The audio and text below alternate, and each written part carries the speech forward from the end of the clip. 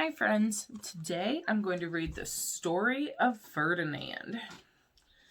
Once upon a time in Spain, there was a little bull and his name was Ferdinand. All the other little bulls he lived with would run and jump and butt their heads together.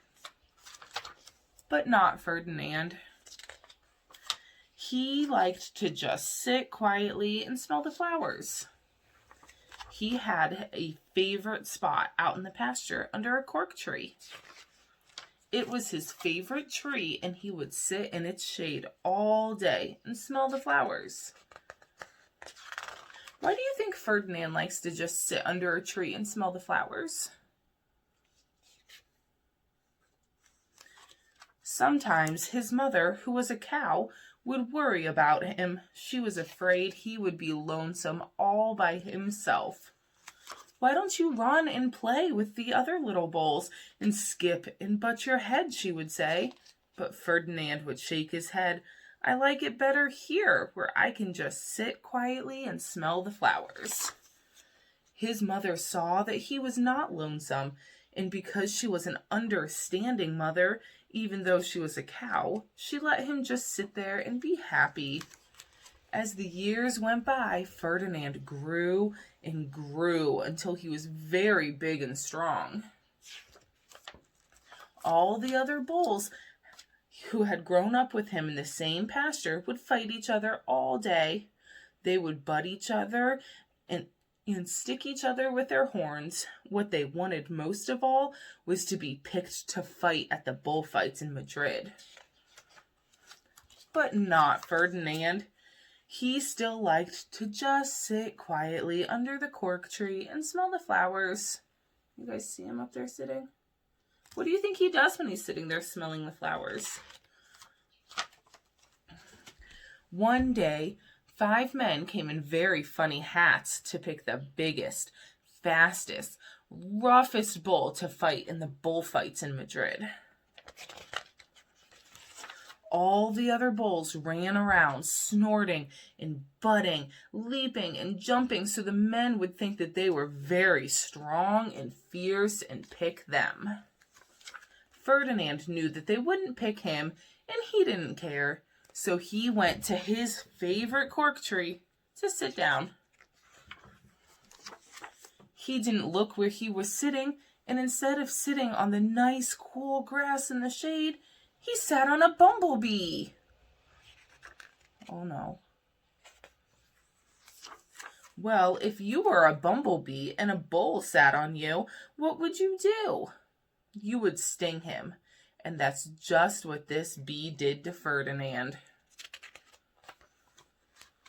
Wow, did it hurt? Ferdinand jumped up with a snort.